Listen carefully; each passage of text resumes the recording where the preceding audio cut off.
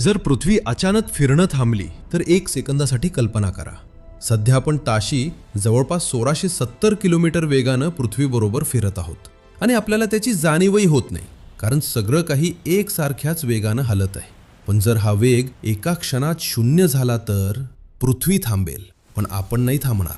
पृथ्वीवरील प्रत्येक माणूस, इमारत, समुद्र आणि हवा पूर्वीच्या वेगानं पुढे फेकली जाईल. शहरांवर ताशी हजारो किलोमीटर वेगाचं वादळ आदळेल. इमारती कागदासारख्या उडतील. झाडं मुळासकट निघून जातील. महासागर किनाऱ्यांवरून खंडांच्या आत शेकडो किलोमीटर धावतील. संपूर्ण जग एका महाप्रलयात बुडेल आणि जे वाचतील त्यांच्यासाठी सूर्य उगवणारच नाही.